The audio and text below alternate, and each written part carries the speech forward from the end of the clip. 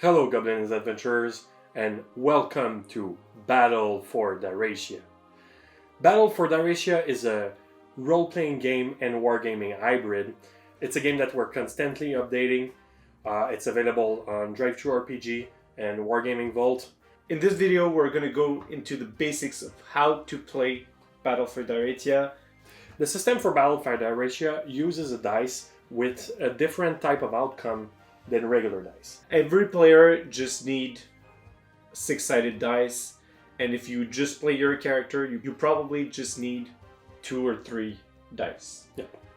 You can find our handcrafted six-sided dice or our 3D printable six-sided dice file that have the results printed on them.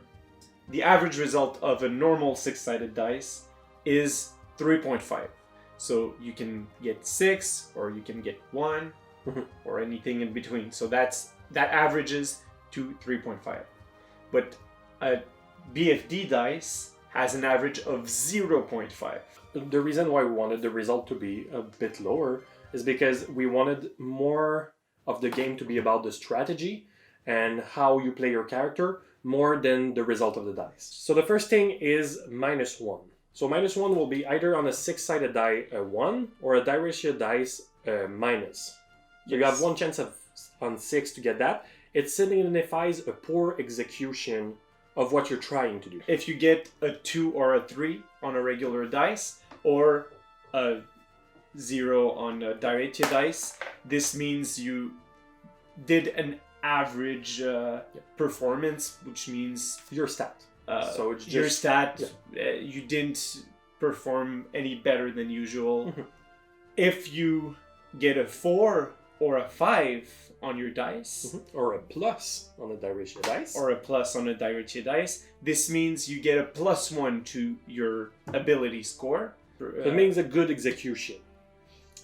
And then finally, we have the 6. So if you get a 6 on your dice, or an explosion on a Diratia dice, this means that you did an exceptional performance, and when you get a 6, it's a +2 to your result, and you get to throw an additional dice. Yeah. And this you can do constantly. So, which rarely happens, except on the game that we had earlier. Statistically, you won't get a lot of 6s in a row. But it can happen, so you can do ridiculously epic rolls. And that's really fun when you're in a game and you roll 3 6s in a row. Yeah. But it rarely happens. Now, we're going to give you a quick example of a combat in Battle for Diratia. So here we have 2 miniatures. So a knight and a reptilian warrior. So both of them are going to have the same stats for simplicity's sake. So both of them are going to have a fighting skill of 3. They're going to have a defense of 2, a weapon that hits with 4 damage, and an armor of 4. Zach is going to roll with his Diratia dice, and I will roll with a regular 6-sided dice. Yep. So you're going to have an example of both. Okay. So I'm going to attack first. Perfect. So I rolled for my defense. Okay, so I rolled a 4, which means I have +1. So, and you rolled a 0, which means I have succeeded in my attack. Yeah, and I have a gap of 2. Now I add my weapon, which does 4. So I have 6 to my attack. You have 4 of armor. Yeah, which means that the total of my armor fits once inside his number of attack. Since it fits once, it means I take 1 damage. Since most characters in Battle for Diratia have 2 hit points, the easiest way to calculate that is just put them on their side once they're wounded. So right now, Dylan has wounded my character, so I put it on its side. So basically this means his character has lost 1 hit point. He can keep fighting, but he is wounded. Yeah. So I will now attack. And I got a 6, so I can explode my dice. So 6 plus 0, so I have 2. And I have 1. Since Zach got hit with a gap of 0, this means that he has done a weak hit on my character. Mhm. Basically, this means his damage is divided by 2. If he passes my armor, he still wounds me, but it's less likely that he passes my armor. So his weapon does 4, divided by 2, that's 2, and my armor is 4, so 0 wounds. I'm gonna roll my second attack. And I have a 6 again. 6 plus 1. So that's a 3. Plus my skill of 3, so I have an attack of 6. And you have a defense of 2. So the gap is 4. The gap is 4. My weapon does 4 damage. So that means I have 8 damage applied to Zach's character. Which my armor is at 4. So that means that I take 2 hit points off. Since most characters only have 2 hit points, my character is taken out. So we're gonna go into turn order when you have a bigger battle with multiple characters, multiple units that you need to take into account. The turn starts with the tactics phase. So the tactics phase is really like the initiative of the battle. So who starts first, and the tactics phase is re-rolled at every turn. So the initiative changes over the battle. The second part of the turn is the maneuver phase. Each characters on each side will take a maneuver before their full action. And then the action phase is where they're going to do the main action, so fighting in most cases. And after that, if any character has died on any side, you roll for morale. So let's go a bit deeper into each phase. The tactics phase is very simple. Each commander on the field rolls 1 dice and adds their tactics skill to their dice. The dice are then compared with the other commanders, and the winner has the initiative. Yeah, exactly. Depending on the gap, for example, if I have a higher gap, if I have a gap of 2, I will move 2 units, my commander, and then you will start moving your units. Exactly. Then in the maneuvers, so like we said, we take into consideration the gap, but then all the units are activated starting with the commander and then going away up to the furthest person away from the commander. So you start by doing a maneuver for your commander. In this case, I will move my commander. If his movement is 2, he will move from 2 inches. Then I will move the second closest. So this guy would be closest to him at this point, so he will have a maneuver. For this one, I will do, for example, ready, which will give him a second dice on his next attack. Then I will go to the next one furthest away from my commander. And this one, for example, I could choose to reload his crossbow, which is also a maneuver. Then I'll go to the next one, and so on and so forth from the commander. The action phase is similar to the maneuver phase, but you have different options. So the first option you have is to fight. So if 2 characters are in range to hit themselves with their melee weapon, they can fight. So for example, these 2 are close enough to each other to hit each other. If you are in range to shoot, then you can use the shoot action. Otherwise, if you have magic or if you have another skill that you want to use, you can use a skill to do any action during your turn. Then you can do that. Or you can do also a second maneuver. If your second maneuver is a movement, it's only half of the movement. Next phase is the morale phase, which only activates if at least 1 unit on each side is taken out. So after taking out this unit, one side has a unit taken out.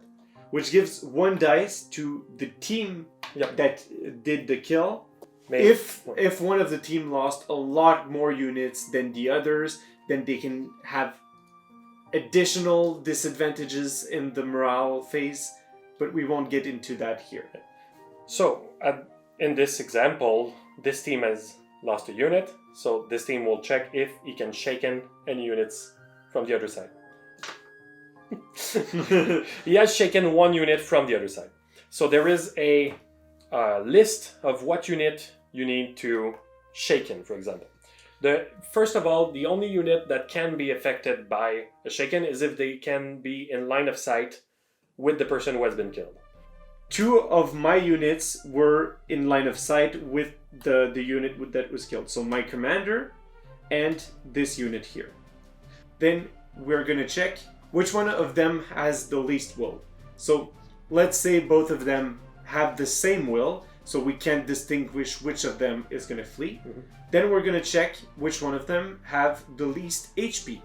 So neither of them lost HP, so again, we need to check for something else.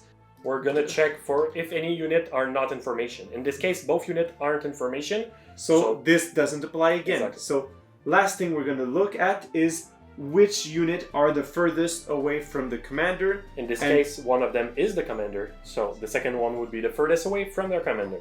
So this dwarf would be shaken.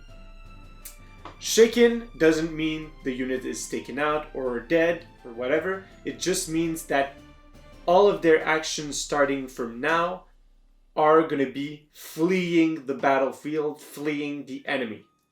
But they can still be rallied and brought back to the battlefield. Exactly. So this is where positioning and tactics again come into play. Yep. So the next thing that is really important in the game is the formations. Once you have more than one unit that are together, they can go into formation. Each formation have their advantages. The first formation is the open formation. That just means that your characters are together, which gives you no modifier for your unit. Next formation is the line formation. So a line formation is a formation that is longer than it is deep. In this formation, you can only move half of your movement, but you get 2 dice for attack instead of 1 per unit. Next formation is the column formation, which is the most defensive of the formation, because instead of rolling 1 dice for all your character for defense, you roll 1 dice per character for defense. But your attack dice are half. The next formation is the square formation. The square formation is a formation that cannot move at all and attack just with half damage, but they cannot be flanked or reared because they're in a square. So they're pointing out on every direction. The next formation is the wedge formation, which the unit makes a triangle. If a wedge formation charges a line formation and successfully attack, they can break the formation in 2.